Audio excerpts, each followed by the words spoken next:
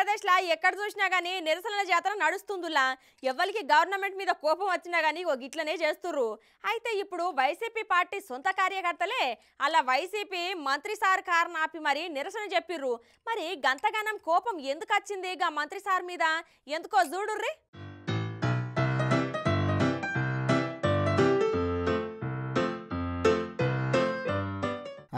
ఆంధ్రలో ఎన్నికలు దగ్గరకు వచ్చుడుతోని హీట్గా నడుస్తున్నది అక్కడి వాతావరణం. ఒక దిక్కు చంద్రాలు పవనాలు సార్ల పొత్తుతోని ముందుకు దూసుకుపోతుంటే వైసీపీ జర్ర వెనుకబడ్డది. ఇక ఇప్పుడు షర్మిల కాంగ్రెస్ బాధ్యతలు తీసుకునుడుతోని జగనాలు సార్ కంటికి నిద్ర పడతలేదంటే నమ్ముర్రి.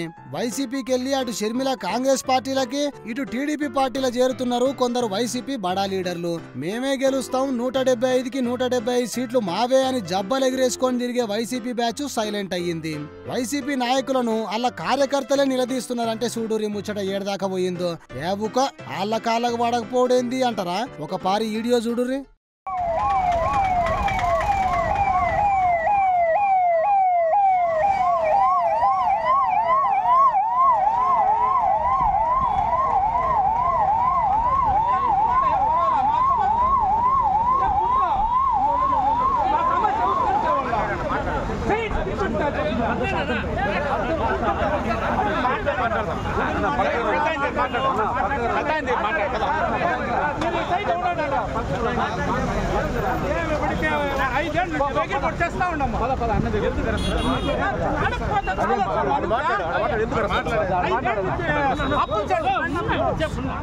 ఆగో గిట్లా అడ్డు పడ్డారు.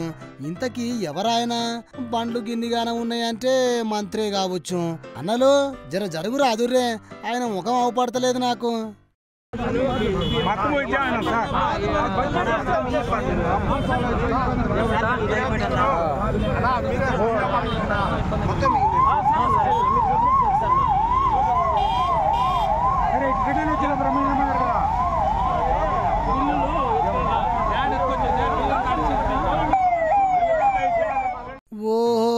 మంత్రి పెద్దిరెడ్డి రామచంద్రారెడ్డి సార్గా ఇంతకీ అన్నలు ఎందుకు ఆపిండొచ్చు సార్ నువ్వు అని సోచాయిస్తున్నారా? ముచ్చటేందో చెప్తా ఇనుర్రి. మంత్రి పెద్దిరెడ్డి రామచంద్రారెడ్డి సారు కుప్పం పర్యటనకు పోతుంటే వీకోటలో అడ్డుపడ్డారు వాళ్ళ సొంత పార్టీ కార్యకర్తలు. 4 ఏళ్లకెళ్లి మా నీళ్ల బిల్లు కట్టలేదని అడ్డుపడ్డారట. ఏం లేదన్నా 20 కోట్ల రూపాయల నీళ్ల బిల్లును కట్టాలనంట. అందుకే అధికారంలో ఉన్నామనే అహంకారం ఉండొద్దు సార్లు. మొన్న తెలంగాణలో చూసిరు కదా అధికార మదాన్ని జనాలు ఎట్లా మనుల కలిపిర్రు. ఇగో మీ పంచాయతీ కూడా అట్లనే అయ్యేటట్లున్నదని అంటున్నారు ఆంధ్ర జనాలు.